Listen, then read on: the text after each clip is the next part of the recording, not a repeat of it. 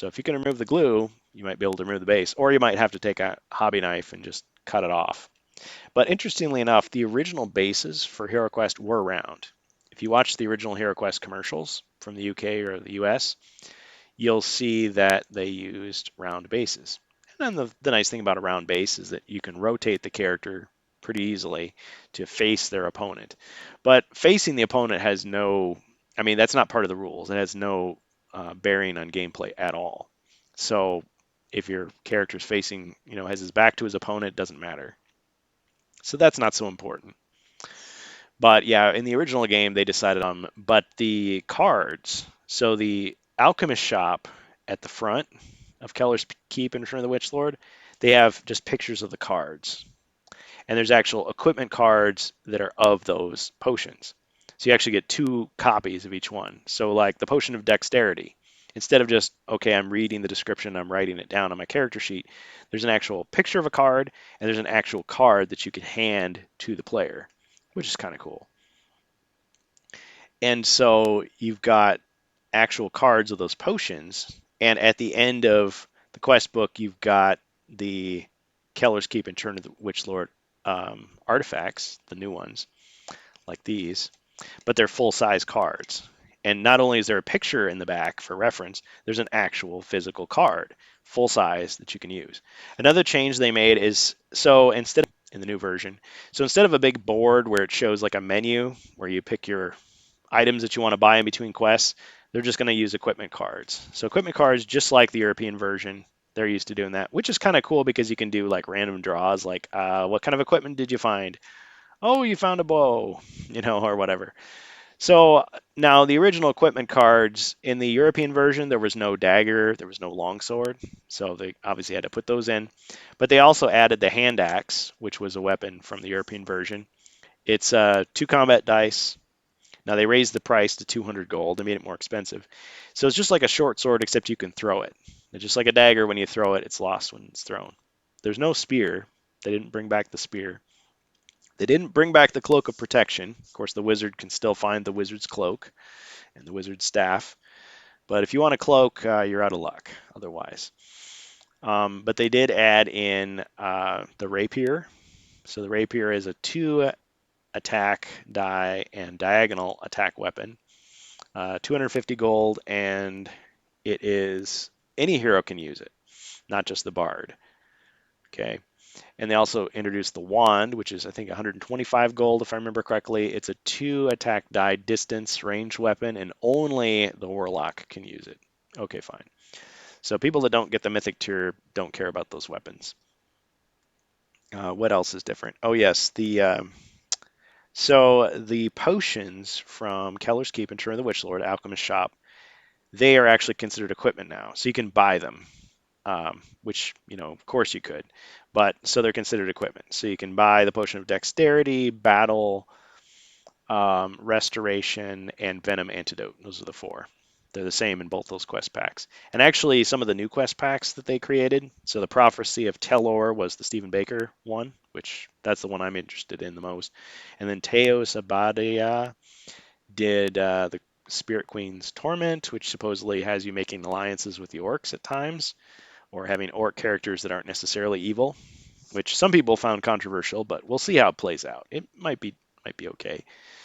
And then the third one was Joe Manganiello's one, which was the Crypt of Perpetual Darkness. And we're also getting the extra gargoyle figure, because that was another stretch goal that wasn't met. Well, we know with the miniatures, in addition to them being made out of plastic, bendy plastic with round bases and slightly larger than the old ones to accommodate the new 1-inch squares, they also are having female heroes.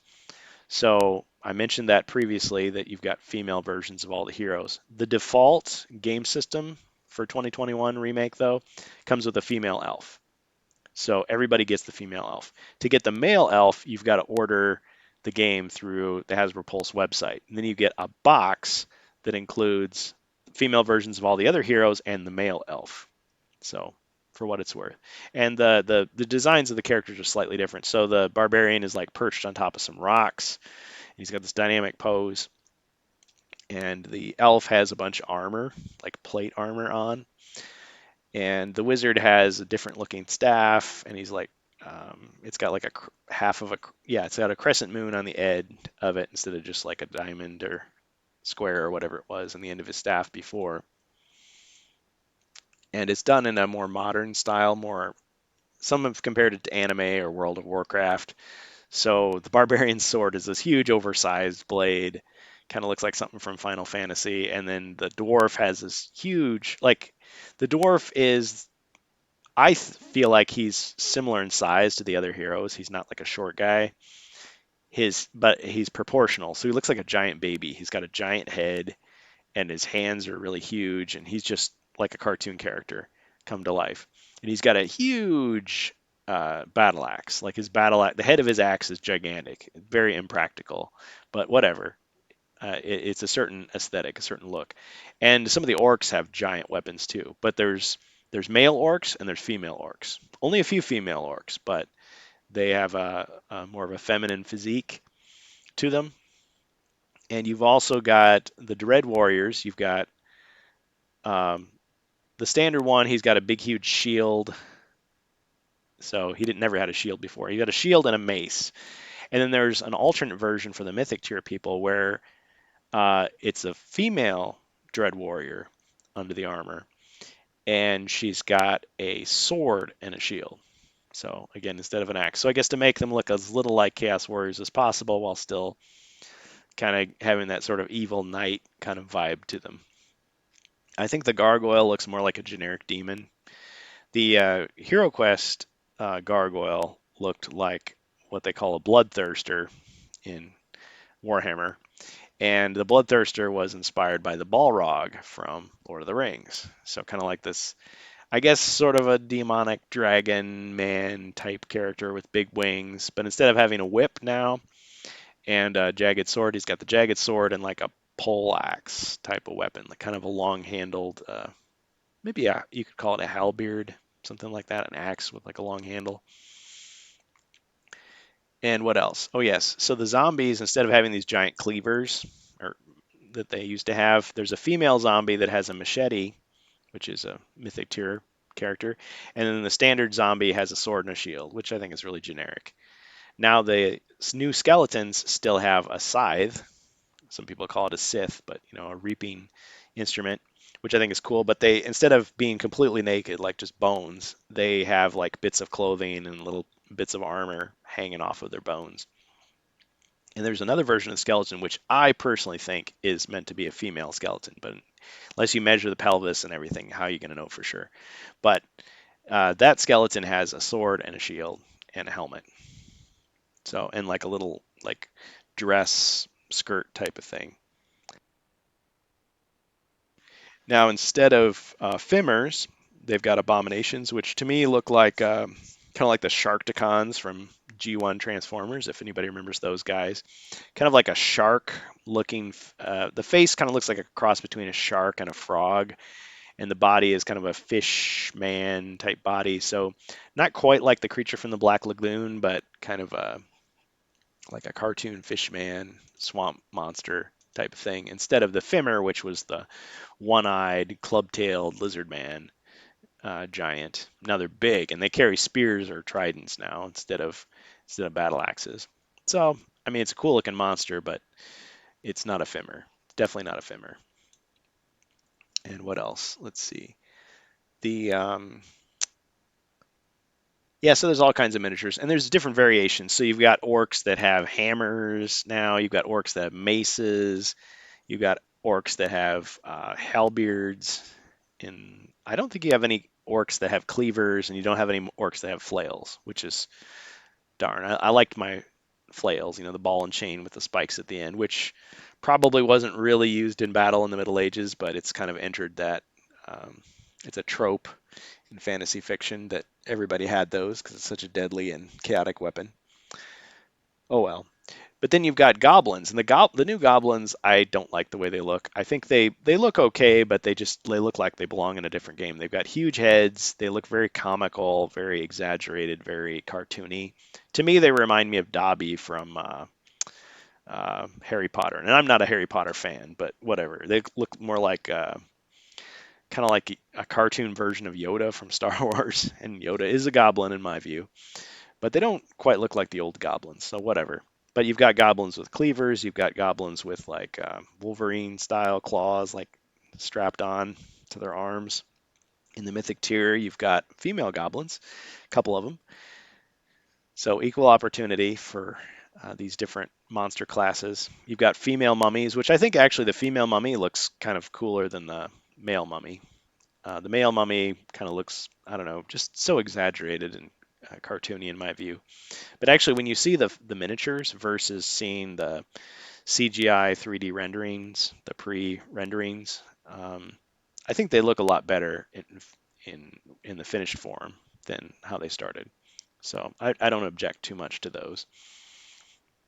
The poses are very dynamic. And then with the zombies, I liked the old zombies better, honestly. I think the new zombies look just so generic. I mean, at least they've got a weapon in their hand. They're not just a shambling body. Um, but yeah, it's a different style. So there was a question about the potion of healing because in the preview on Hasbro Avalon Hill, because Avalon Hill is the one actually making the game through Hasbro, so no more Games Workshop, no more connection there.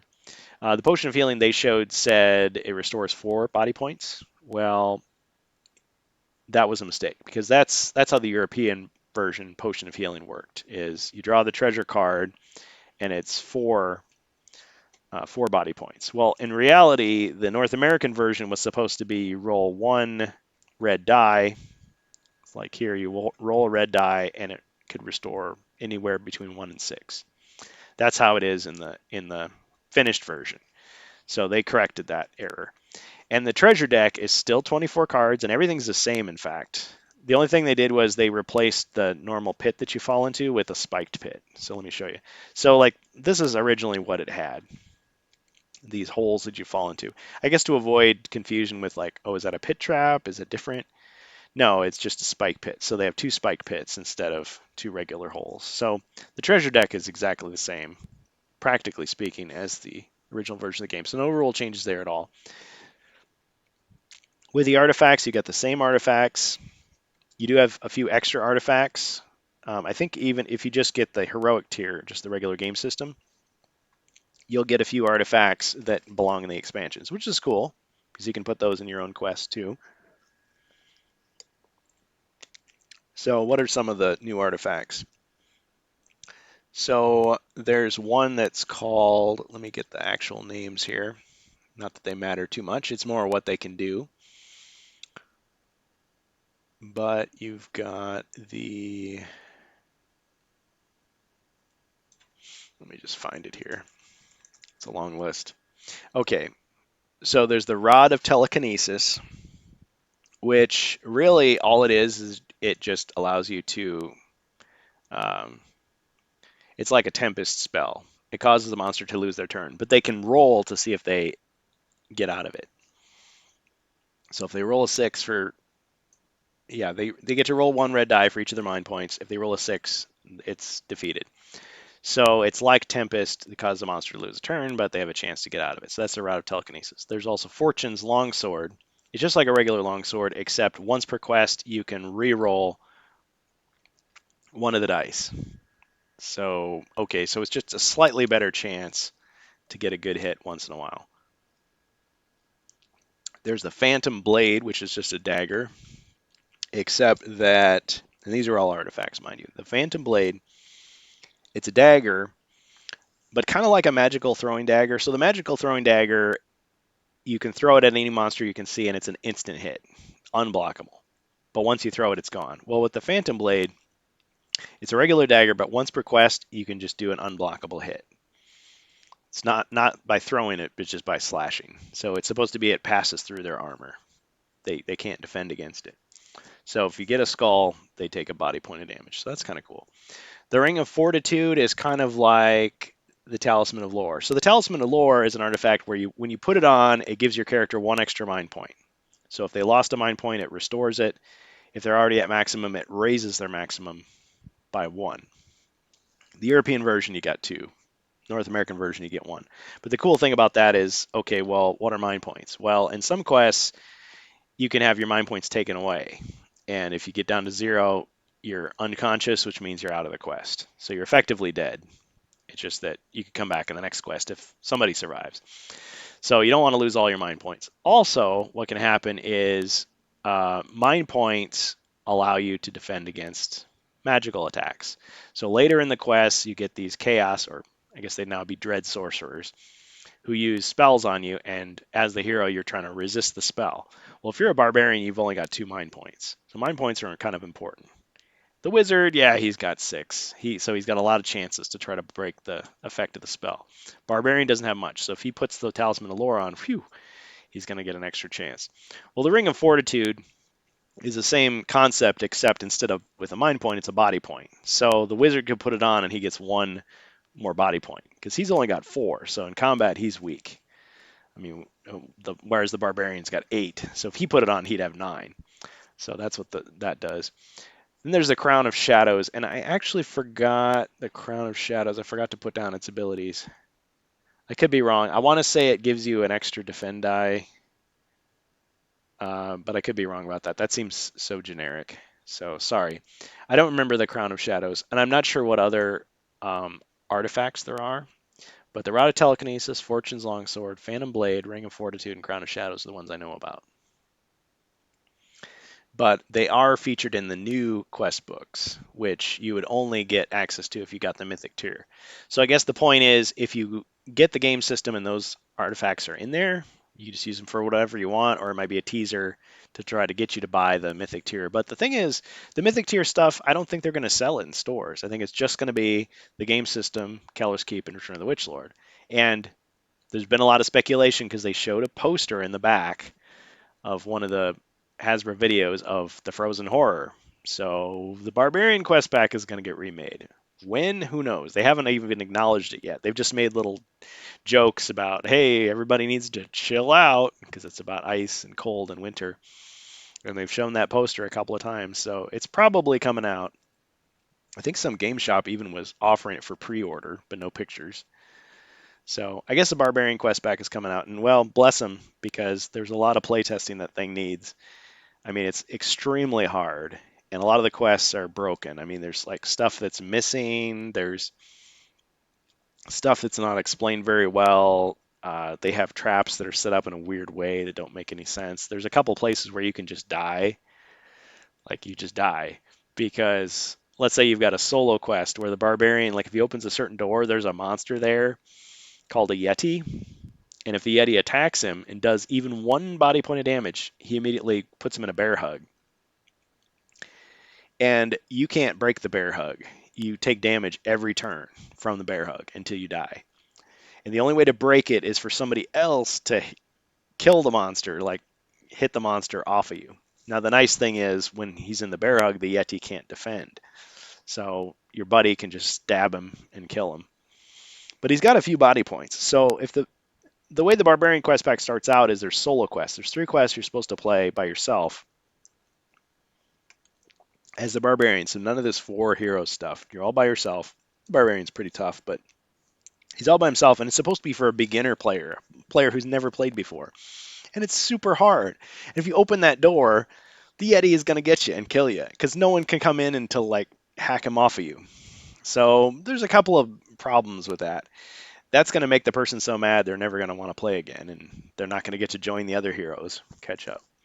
So, on the other hand, if they just release it as is, I mean, people are going to pan it. They're going to get bad reviews, and then people are just going to use the components to make their own quest. The community has come up with their own workarounds. They say, well, maybe you can play it with more than 1 hero, or maybe you find a mercenary that helps you out, or maybe the Yeti, like you can break out of the hold, like you can roll dice to break out of the hold. Or just get rid of the Yeti. Maybe it's a different monster there in that room instead. So it's not instant death in the solo quest. So I don't know. But yeah, I've kind of gotten far afield. With the cards now, aesthetically, there's changes all over the place. They have like brown borders around the edges, which is similar to the European cards. The cards seem to be bigger. The miniatures are a little bigger. There's more artifacts. Everything's based on the North American, but there's some things coming in from Europe, like the equipment cards instead of the um, armory board. You can still sell stuff back in between quests like you always could. So we've got the rapier, you got the bracers. Now, I didn't talk about the bracers. The bracers are armor for the wizard, right? So in the European version, the wizard could actually buy armor. He could buy bracers, which were, I think, were they 200 gold coins? I think they were 200 gold coins. Here, they're 350, but it gives him one extra combat die. So it's like he's buying chainmail because he can't wear chainmail, he can't wear plate, he can't carry a shield, he can't carry a helmet, but he could buy bracers. And then he would get the cloak of protection, which now there's no cloak of protection in the US version, so he gets the wizard's cloak. So if he finds the wizard's cloak, he's got one extra. He gets the bracers, he's got two extra total, so he's got 4 defend dice.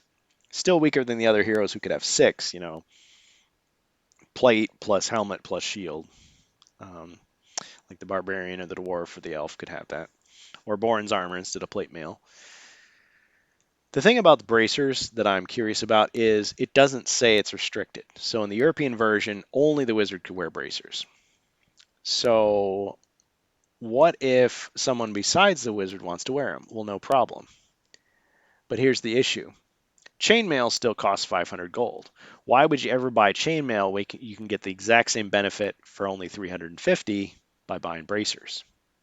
Think about it. Because you can wear a helmet with bracers and you can carry a shield with bracers now. So why would you ever buy chainmail? Well, then I thought, okay, well maybe they'll have it so that you can only buy bracers in the quest packs instead of just offering it to you from the beginning. Or maybe it'll be an item you find. Well, that makes more sense. That's kind of like like the wizard's cloak. You find it, and it's like, well, who can use this? Well, obviously we're going to give it to the wizard because he can't use any other type of armor. Give it to the wizard. So maybe you find the bracers, give it to the wizard. Okay, that makes sense. And then let's say he's hard up and he needs to sell it to buy something else. He needs to buy a potion or something else. So he can sell it back to the armory, and that's why they give it a gold value so that okay, you get half the value back from the price tag. But yeah, otherwise I wonder why would you ever buy chainmail now that you've got bracers? Okay, we know about the hand axe, so it's just like the European version, except the price is higher. Prices tend to be higher in the North American version overall. The difference between the two versions, I think the European version is a lot more forgiving, a lot easier in a lot of ways, but you can't come back from dying in the European version. If you die, if your character goes down to 0 body points, that's it. In the North American or US version, if you've got a potion of healing, if you've got a healing spell you haven't used yet and you haven't done an action on your turn, boom, you come right back. Because you can't go negative, you just come back. So you die, oh, but I had water of healing, I'm back with 4 body points. Holy water was a treasure. Holy water and potion of speed were treasure cards in the European version. They've been brought into the new version as equipment, which is weird. So you can buy potion of speed. You can buy holy water. Now I think you can't really buy holy water. You can't buy a blessing. Well, maybe you're buying the fancy bottle it's in, or maybe you're making a donation to the chapel that you got it from. Whatever. But they make it so that it's like a potion that you buy instead of a treasure that you find for free and get to use. Now, holy water will destroy an undead creature. Period. Doesn't say that you can, it says that you do it instead of attacking. It doesn't say that you can't throw it at the monster. Because in the European version, line of sight is a lot different. So it's almost like any monster in the room, you can hit them anywhere. It just auto targets. North American version, they stress line of sight. You got to be able to draw a straight line from your figure to their figure, nothing blocking the way. Well, for the price, because they're charging 400 gold coins, I'm going to say you can chuck that puppy all the way across the map if you want to. One end of the quest to the other. There's a mummy on one side, you're on the other. You throw that, destroy him. One hit. One hit. One shot, one kill. Because, I mean, crossbows have unlimited range. You could throw a dagger that far. You can throw a hand axe that far. Why not? You can throw a spell that far. Now, the potion of speed just gives you one. I think it gives you one extra red die in movement, which you need because if you're getting bad rolls, you're moving really slow. Oh yeah, something else I wanted to say. So the dice, the original HeroQuest dice, a lot of people had complaints because they were these little bitty wooden dice, and they, your sweaty little kid hands. The white paint gets dulled, it gets yellowed, and the black because they're inscribed in the wood, but they're also painted. So like there's like the black details around the skull and the black shield and the white shield. That black comes off, and so we would all get our Sharpies out and we try to like color it in, and then the Sharpie would come off. It was a mess. So the new dice are plastic. Yes, great, and they're bigger. So okay, so they're nice big plastic dice, standard size. But in the previews and the pictures, they showed the dice had rounded corners, which they roll a little better, and they're more like the original dice because the original dice had rounded corners, both the red movement dice and the white combat dice. Well, now Hasbro is giving us these sharp corners. Now, not I don't mean sharp corners like casino dice where it's like razor sharp, like it's actually could cut you because they don't want you to cheat. These have like sharp corners, kind of flat corners rather than rounded. So I was kind of disappointed by that. And the red dice looked like just like regular game dice. The original movement dice were red, but the pips, the little dots on them, were gold, like shiny gold. And now they're just white. It's like, it's kind of boring. Come on, they could have gone just the extra mile. Just give us little shiny gold movement dice, whatever. I guess they'll be easier to replace. If you lose them, you can just grab your dice from just about any other game you use. And most dice is white with black pips, but plain red dice are pretty easy to find. So anyway, whatever. Yeah, back to the equipment. So the Potion of Speed and Holy Water are now pieces of equipment you can buy. All the Alchemist Shop potions are equipment cards as well. Potion of Restoration, which I think gives you one body and one mind point back. Potion of Dexterity, which allows you to get either add a bunch of movement to your roll or automatically jump a pit trap with no problem. The let's see, the Potion of the Venom Antidote lets you cure poison damage, and the Potion of Battle, I think it lets you re-roll your attack for one turn. So if you get a bad roll, you can like re-roll it again with the potion. And you can buy as many as you can afford. And other than the Potion of Dexterity, you can use more than one potion at a time. They do say in the rules you can drink more than one potion at a time, so you can stack the effects, is what I take from that. Whereas the spells, you can't necessarily do that. You might be able to do 2 spells at best. So yeah, with the treasure cards, spiked pits replace the regular pits for the hazard cards. With the monster cards, obviously the abominations replace the Fimmers, Dread Warriors replace the Chaos Warriors, but the stats are the same, everything's the same, except for the artwork. Spells. So there's a few clarifications. Courage is line of sight, like I said. Chaos now becomes Dread. Everything else looks to me to be the same. And the new heroes each get 3 spells that are specifically for them, whereas the elf still gets 1 set of 3 and the wizard gets the rest. Now, some of the new spells for the new heroes aren't that original. So the Bard has a spell called Lullaby, which is exactly like Sleep. Just a different name. Now, Sleep is a really good spell, so there you go. And the Warlock gets Fear, which the heroes normally don't get. Fear is a Chaos spell or a Dread spell. So it's like the bad guy's version. It just reduces the targeted victim to 1 combat die, but use it against monsters. Okay, now story-wise, it'll be interesting to see what may, if anything, change in the story. Obviously, there have been a lot of substitutions for names to distance itself from the Warhammer Fantasy um, thing. Let's see. The GM screen, as far as we know, is exactly the same. Like I mentioned, the plastic is bendable. Furniture is all plastic now. The board, the squares on the game board, so it's a quad fold board instead of it doesn't just fold in half, it actually folds into 4. And it's bigger than the old board. And the HeroQuest logo, instead of being on the bottom, it's on the side. So whatever. It's on the side now. It looks very similar. I think down to the little details. The only thing I think there was like a little boot on one of the squares. That boot is gone. I missed the boot. But it's a quad fold board, and the squares are 1 inch. So I think it's uh, if my conversion right is at 25.4 or is it 24.5? I forget millimeters equivalent versus the original squares, which were about 22 millimeters. So the squares are bigger. So you could put the old classic components on the new board, it'd be fine. But if you put the new components on the old board, they're going to be cramped. They're going to be crowded. The quest books are the same as the old ones, except I guess instead of staples, they use stitching, which is interesting. And it's sort of a magazine, shiny, glossy kind of paper with full color illustrations and colored icons and stuff. Whereas the original, it was just paper and yeah, it had some color coding, but it was mostly just shades of orange, if there was any color at all.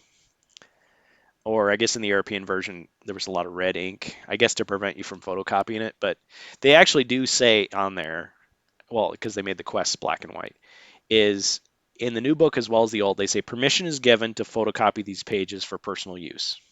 They say that for the blank quests with little icons, so you can make your own quests.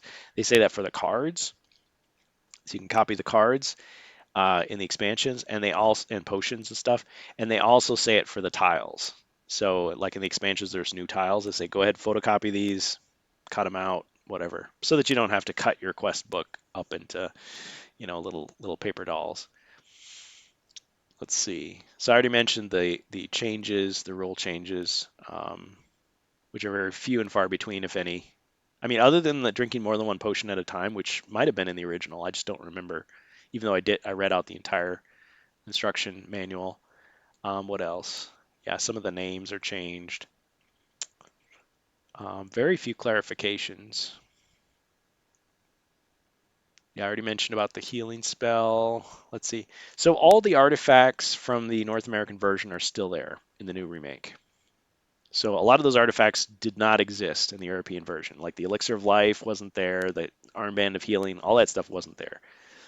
The Wand of Recall is not there. It's the Wand of Magic now. And it's been the Wand of Magic since 1990 for the US version. So the dice look different than in the previews and then in the trailer. So they have pointed corners instead of rounded corners. And there's white pips on the movement dice instead of gold. Most people don't care, but purists like me notice these things.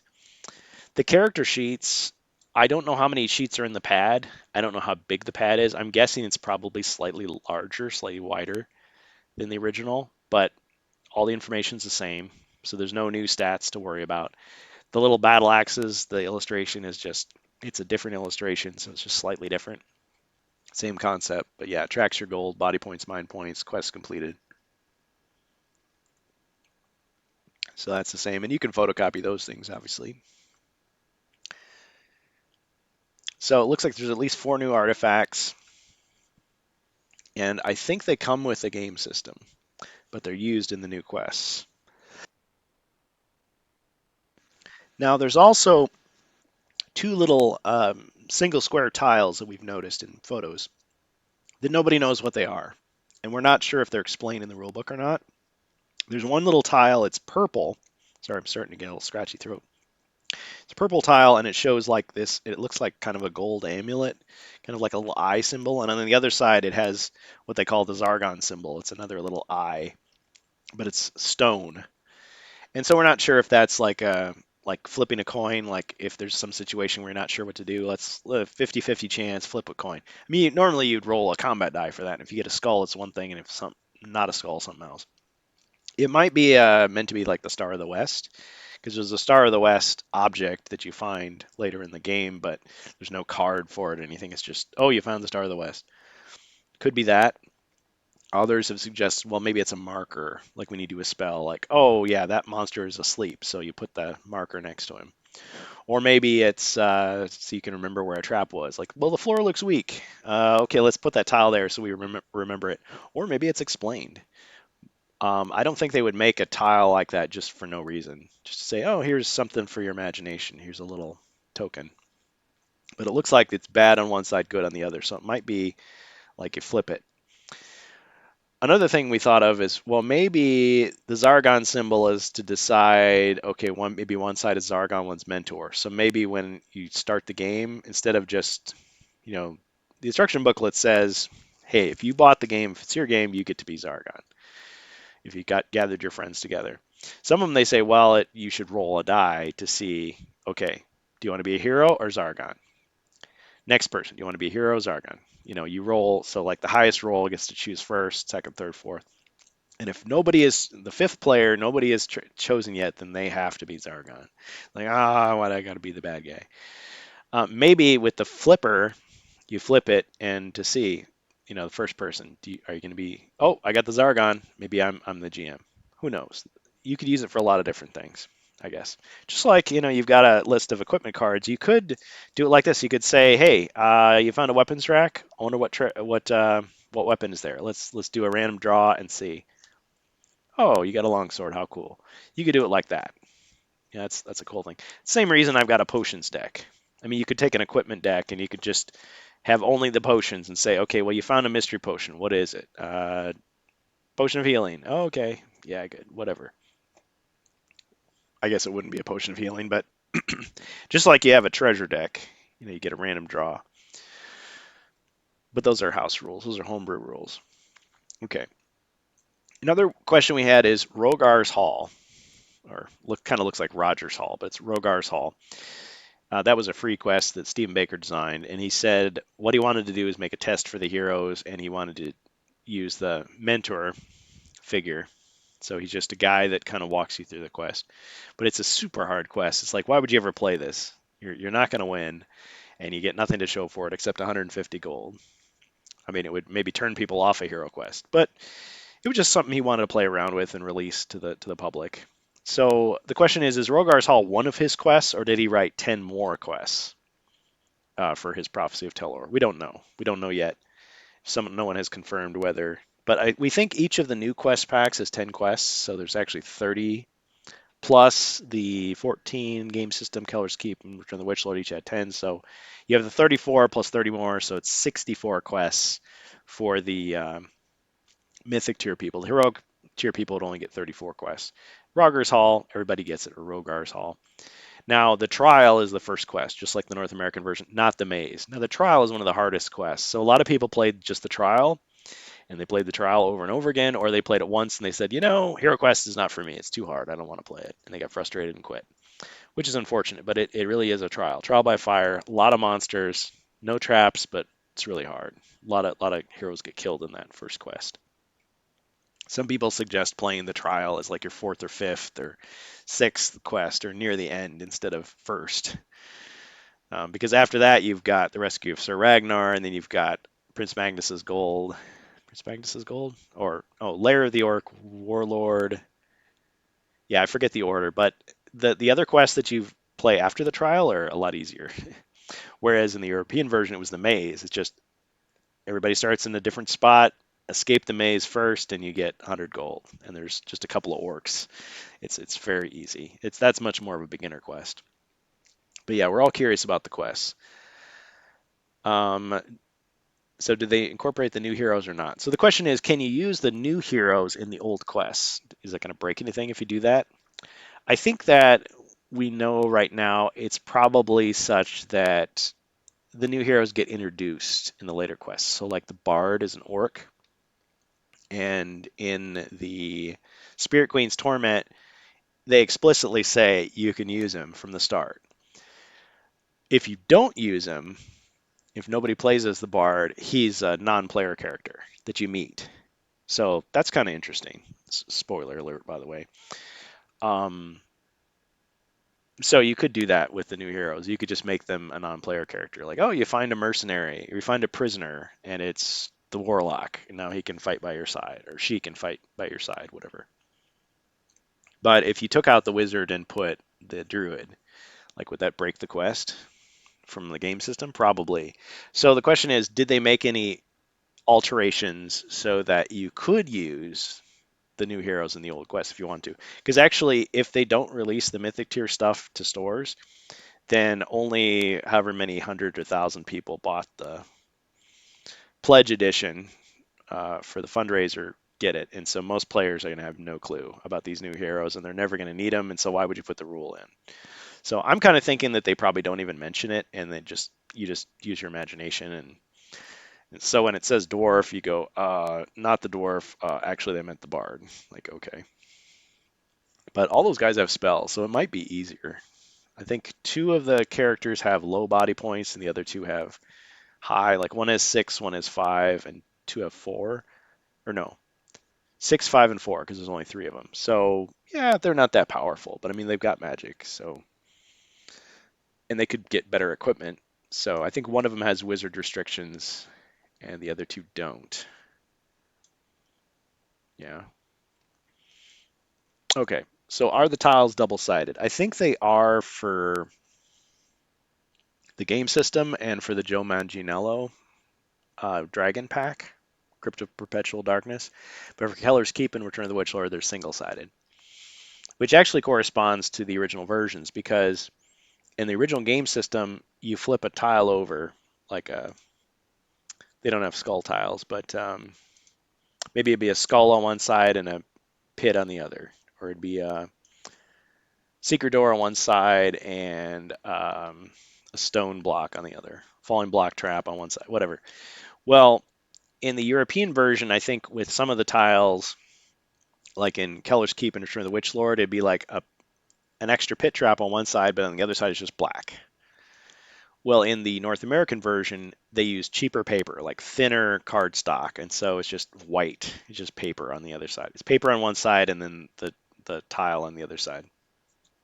So I think they're doing the same thing here. So the North American people won't notice any difference, but the European folks will be like, this looks cheap. The expansions look cheaper than the original game. So I don't know. Some of that could be nostalgia. It's like you want the flaws from the original version to be in the new version too. Whatever. Okay. So another question that people had was, are there any maps of the HeroQuest world or new backstory text we didn't get before?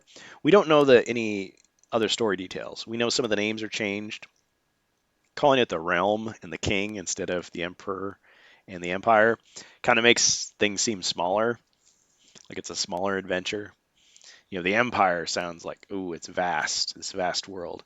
There's no connection now to the Warhammer Fantasy world, so you don't get those maps of the old world like you had in the Return of the Witch Lord for the European version or Advanced Hero Quest. But the North American folks didn't get those maps anyway, so we're not going to know what we're missing. A lot of folks won't. What all are included in the equipment card? So we confirmed that there is no spear and there's no cloak. Oh, there's one artifact I totally forgot to mention, the Dragon Spear. So the Dragon Spear is a new artifact in the new version. And obviously it corresponds with Joe Manganiello's Crypt of Perpetual Darkness quest pack for the Mythic tier. And the Dragon Spear, it's kind of like the Spirit Blade. So the Spirit Blade was an artifact where it's a magical broadsword. So it attacks with 3 combat dice. But when you're fighting an undead monster, it's 4. Well, the Dragon Spear is kind of like that in that it's I think it's a 3 diagonal attack weapon, so it's like a longsword, but it's 4 when you're fighting a dragon. Well, there's only one dragon as far as I know in the Crypt of Perpetual Darkness. It could be wrong. Maybe there's more than one dragon, but unless you're playing that quest pack, it's just going to be like a regular sword, regular longsword. But they call it the Dragon Spear. But there's no throwable spear weapon like there was in the European version. There's no Cloak of Protection. Instead, there's just the Wizard's Cloak like the original North American version. So yeah, some things are ported over from the European version, but mostly it's just the North American version. And a lot of folks are going to find all this, I've been saying, boring, but I like the minutia. I like to go over it, and I'm just going by what other people have reported. So if any of this information is incorrect, we'll try to revise it, update it, and put it in a more organized format for future streams. Let's see. Moving on. I think I've covered a lot of this. Oh yeah, are there any other supplements in the box? Flyers, trays, etc. There are some trays, some plastic trays that the miniatures come in. The miniatures are all pre-assembled, so you don't need to cut anything out of sprues except for the skulls, the extra skulls. Um, everything's glued already, so you don't have to attach anything to anything else. But you've got these plastic trays. They kind of look like candy tray. I call them candy trays. Like you buy a box of candy at the store, and you've got this thin, like styrene type plastic. It's really flimsy. You could just crumple it in your hands really easily if you wanted to. And the miniatures are just kind of like plopped into these little holes in the little form in the plastic. And I've seen in the video the guys pulling like Cosmic Tavern. Thanks for doing that video, sir, whatever your name is. When he pulls the miniatures out, you can see the miniatures bending as he pulls them out. You can see the plastic like deforming. So it's really cheap. And I think, okay, this is not going to be a good solution for like long-term storage. Those things are going to fall apart. They're going to break. They're going to crumble. They're going to just be a nuisance. And you probably want to wash those miniatures in soap and water or dip them in boiling water to get rid of the bendy, like the spear is bent the wrong way or whatever. Excuse me, from storage, which Reaper Bones um, aficionados, excuse me, know that stuff already. So those trays are there, but those are probably going in the trash. The cards are just wrapped in paper, so you rip the paper off, throw it away. You cut the skulls off the sprues, you throw the sprues away. It's just a little piece of rubbery plastic. Who cares about that? I didn't notice anything else. I figured there'd be like a little. There's supposed to be this companion app. You're supposed to be able to go online or go on your smartphone and download this application, this program for free, presumably. I'm guessing that they just give you a one-time use code because what, they're just going to get to the whole world for free? Then half the people won't even buy the game because it's called a companion app and it has all the characters on there, all the new heroes, and supposedly you can just go through the whole quest. Like Zargon is completely automated. So you just tell the heroes where to go and they go there and it puts out the monsters automatically. It plays little sound effects when you do spells and there's little, it's a weird kind of quasi board game slash video game. And honestly, a mobile game is what I thought this new Hero Quest was going to be when it first was announced. I thought this is going to be a mobile game. Fans don't need to care about this. This is just for people who've never played Hero Quest and just to kind of get their foot in the door. Well, the companion app, the only thing that you need the board game for, because it's dice, I think it even rolls the dice for you. The only thing you really need is pencil and paper to write down your character sheet stuff. I'm not sure why they didn't have a virtual character sheet, but you wouldn't even have to have the game. So who knows maybe they're still working on the app. I'm not sure if it's even available right now. But yeah, that's a whole new thing, a whole new side. Now, I guess the weakness of the app, the companion app, the HeroQuest companion app, is that they have to pre-program in the quests. Like you can't make your own quests with it, I don't think. So it's got the game system, and then it's going to have Keller's Keep and Return of the Witch Lord. I don't know if they're going to add the Frozen Horror or if they're going to add the 3 quest packs that are included in the Mythic tier, but they're going to have to keep adding it. So if you want to do your homebrew stuff, it's not going to be in there. So, okay, you buy the board game so that you can use your homebrew and your fan-made quests. Whereas you get the app if you just want to play the pre-made, official, sanctioned quests. And they might, I don't know if they're going to charge you for the new quests or if they'll be free as well. But who knows? You would think that would cut into their sales. Like there's going to be some people that are just going to want to play the board, the virtual board game, don't care. And then most people who care at all are going to want to buy the physical game. And yeah, they can get on eBay and pay like $170 to $200 to get the classic game system, or $50 to $80 to $100 to get Keller's Keep, Return of the Witch Lord, and then $300 and up to get the the ElfQuest pack, and like $800 to get Wizards of Morcar or Frozen Horror.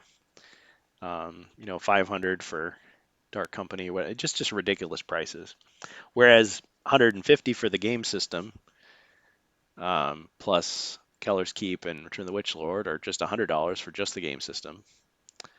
Or who knows, if the app was $10, which is pretty common, even if it was 50, it would be a bargain for that. So who knows what they'll do. But if it's free, I don't know. And I really wish that at some point Games Workshop Citadel would get in on the game, and so we could have official Chaos Warriors that are their proper scale and everything, official Fimmers. A lot of the things Covert Nerd said on his podcast, I agree with. I mean, the two of us, we talked, just like he interviewed a couple other people, and we talked about what we would like to see for the game. We would want to see Hasbro promote the create your own quest stuff a lot more. Maybe have their own official version of Hero Scribe, release some maybe packs of new monsters, packs of new um, stuff. Maybe release the Dwarf and Wizard Quest packs that were never finished, stuff like that. Re-release all the old material.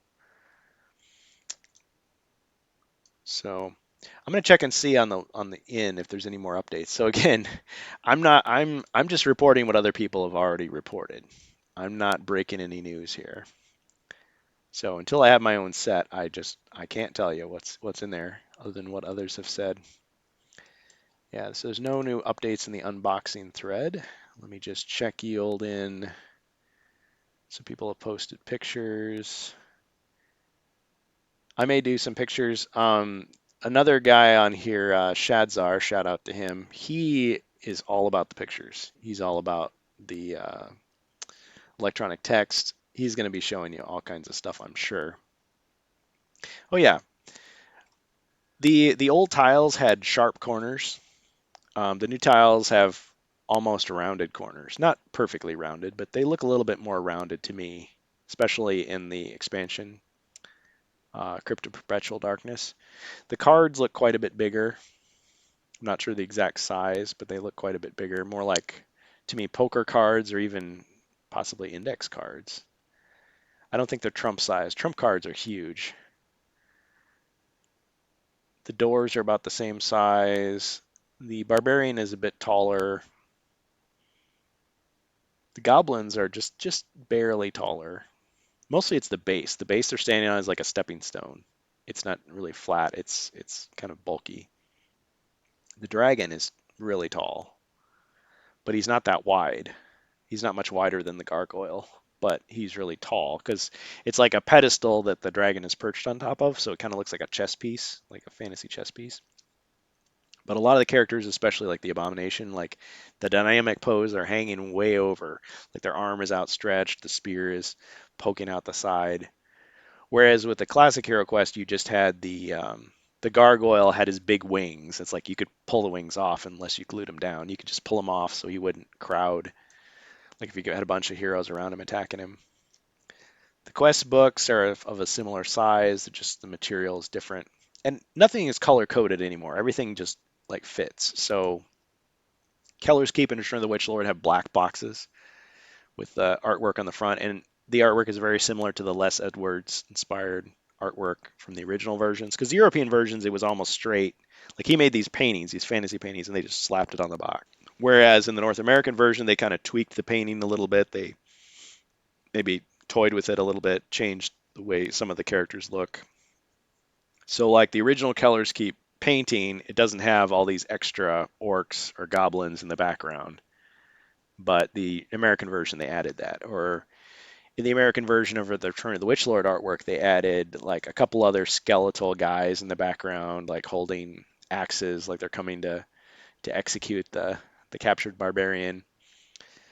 So the new paintings are kind of like a stylized, revamped version of the old artwork. So it's inspired, but it's not the same. So the dwarf obviously looks different.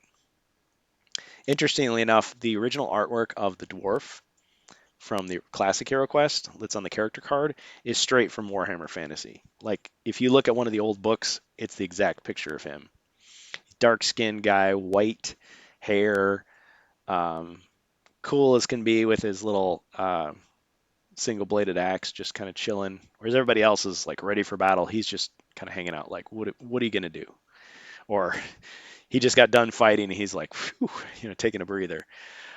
This one, he's got a huge axe. He's got these braids, still dark skinned. But on the cover of the old one, the Les Edwards, he's a kind of a Nordic Viking looking guy. So different skin tone, still got the white hair. So I don't know. The artwork looks cool, but it definitely looks different. The old gargoyle and the new gargoyle look completely different. So they're different. But you can tell the inspiration is there. It's like, hey, remember this game? Well, it's kind of the same and kind of not. I understand why they had to change it. So the Crypt of Perpetual Darkness quest pack, it actually has an inn, a tavern. It is a 6 by 9 square tile. It's like a room, and it has tables, and it has like, I don't know, a bar. It looks like an inn, like a stereotypical role-playing game inn where everybody starts. Which some people groaned when they saw that, like, come on, how cliche is that? But the fact that Ye Olde Inn is a fan forum and they actually made their own like inn tiles to represent like a tavern kind of is nostalgic for some of us there. It's like, yeah, that's Ye Olde Inn right there. We're gonna pretend that that's our hangout, even though obviously for copyright reasons they're not gonna say that. It's just whatever it is. Sorry, just some stuff falling over in the background here. What else? So there's a new page of updates. Let's see. So not a lot of updates in the last couple of hours. There's been a lot of rambling. This is not my most organized stream, but like I said, I wasn't really prepared for this. I thought that I'd be talking about the remake and have it in front of me and to lay out before you, to be able to actually take the stuff out of the box and show you, to be able to talk about it and answer questions, to be able to look at the rule book and read it aloud and show you exactly what's there and what isn't there. But as it is, I just have to rely on others. So I want to point you to YouTube. So go to youtube.com, and not a sponsor, of course. I'm on YouTube as well, and that's where videos go from this stream after 14 days because I'm not yet an affiliate or partner. And look up someone called, what's he called? Cosmic Tavern. Look up Cosmic Tavern. And this guy, he has a channel and he admits he's new to unboxings, but what he does is his videos are refreshers on board game rules. So he'll do a little episode where he just gives you a quick refresher on a board game rule. Could be useful if you're trying to play a game and you're like, how do you play that again? Or just kind of reminisce. He'll talk about it. He did a full unboxing for the 2021 HeroQuest remake. So we're all jealous of him that he got his mythic tier, excuse me, that he got his mythic tier ahead of us. And he admitted that when he was young, he had the European version, not the North American version, and he didn't even play the game right. He just played with the miniatures, like he played around with the components.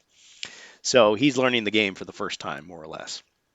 So some of the stuff he says in the video, people chuckle. They're like, "Oh, come on, he doesn't know that." But give the guy a break. He admits he's not an expert on it. He didn't do a lot of research ahead of time. But he did buy it because he did remember playing with the miniatures. And good for him. He showed us a lot of stuff and it was really helpful. It really gave us a good look at the game. So Cosmic Tavern, check him out on YouTube, subscribe, like his video. Hey, post some helpful comments, ask him some questions. Maybe he'll answer them. Because really, I've got 4 more days to wait for my copy. So anything that we can learn about the new game that's going to help us make a decision on, is this something you want to keep, or is this, you want to demand a refund? Are you going to give it away as a gift to a friend? Are you going to decide to buy it, let's say when it's available next year to the public, to the wider public? Or are you going to decide, you know what, this isn't for me? Or are you going to get on eBay or wherever and track down a classic copy of HeroQuest? Or there's even print and play people. Now, be careful with that copyright stuff, but there's people that have outfitted their own HeroQuest using Reaper miniatures or Warhammer figures or Dungeons and Dragons figures, whatever you want. You can print out your own board, your own cards. Just be prudent, be smart about it. Don't put your thumb in the eye of a company that we're trying to support. Um, anyway, so future stream, my plan is, by the time I get my game, everybody's probably already dissected it. I might try to answer a few questions that are left, but more likely it's going to be a review. It's going to be me as a HeroQuest fan talking about the new game, giving my impressions, what I would do with it.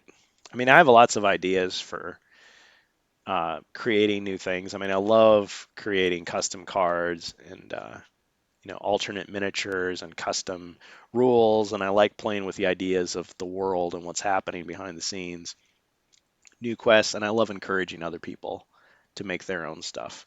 So I think the new game could be a springboard for a lot of creativity. I can't wait to see what people are going to come up with, because if a lot of people buy this beyond just the hardcore fans, you're going to have a proliferation of new quests potentially. And you're probably going to get a lot of ones that, are not of good quality, but you're also going to probably get some really good ones too. So I'm looking forward to that. And if I can promote that in a small way, I'd be happy to do it. But really, if I've always said, if the game didn't measure up, I'm not going to sugarcoat it. I'm going to tell it like it is. So if I think it's a disappointment, if I think it's a downgrade or it's betrayed the old lore, I'm going to say so. Because I think as fans of a franchise, we should support good remakes. I mean, if you're going to do a remake at all, it should be worthy of the lore. If you're going to do a bad, like crappy cash in, it might as well not exist, or it'll just drive people away completely, or it'll drive people back to the original. So, but I would like a remake that's a worthy successor, a worthy addition. Maybe it won't replace the original, but it'll be good in its own right, so that new people, I mean, you can be proud to be a fan. They won't just look at you and be like, why do you even care about it? It's like, oh, I got to give this big explanation of why it's good, because the new stuff is weird. So I think they're on the right track. I mean, some of the creative choices are a little questionable, but I don't think it betrays the lore. And from what I've heard so far from other people, is it sounds like Stephen Baker is pretty much on point. That yeah, he came up with some new ideas, but he's still kind of in the same ballpark from the original game, so he hasn't strayed too far from what was established in the 80s and early 90s with HeroQuest, which I think is a good thing. So we'll see how it goes. We'll see how those other quests. I think some people are very skeptical about some of these other writers because they come from the Dungeons and Dragons world, and Dungeons and Dragons and HeroQuest are kind of like different and they're kind of rivals. Even though they're all owned by the same company now, which is weird. It'd be like if someone bought, like if somebody owned Nintendo and Sega, or somebody owned Coke and Pepsi, or somebody owned DC and Marvel, or if somebody owned whatever, Star Wars and Star Trek. It'd be like these former rivals that are completely separate but kind of like competing with each other are suddenly both brands are owned by the same. WCW and WWF are owned by the same company, which did happen for real. You know, ECW and WCW, whatever. It can happen. So TSR is now part of Hasbro. Milton Bradley was always part of Hasbro. Games Workshop is no longer involved in HeroQuest, unfortunately. But for good or for ill, it's all owned by the same thing. So some are worried that Dungeons and Dragons is going to intrude upon HeroQuest, or that one will be at the expense of the other. But I think you really could maintain both brands. Keep them separate. Maybe you got a couple things that cross over here and there, but it doesn't have to be one at the expense of the other. Just some people like one type of game, some people like the other. Some people like them both. Whatever. There's room in the community for that kind of diversity, I think. Well, enough said. I've rambled on enough. I've got to rest my voice. I'll probably do another stream probably tomorrow, probably not tonight. Probably tomorrow about Battle Masters and any new developments in the HeroQuest world. And then next week we'll see how things are going. But for now, actually, you know what? Tomorrow, actually, yeah, if we do a stream tomorrow, it's probably going to be earlier in the day than I normally do them, because I do have an event coming up in the evening. So yeah, we'll see how that goes. So tomorrow's a little iffy, but next week, probably the same time, we'll do something HeroQuest related. Hopefully, it really will be about the remake. And actually, I'm hoping that if my copy does arrive on Tuesday, I will talk about it on Tuesday. So check out this stream on Tuesday if there's no delays, which we can't predict that. So roll your combat dice to see what it's going to be. Just kidding. All right. Thanks for watching. Thanks for listening. Take care. Till next time, HeroQuest fans. Bye bye.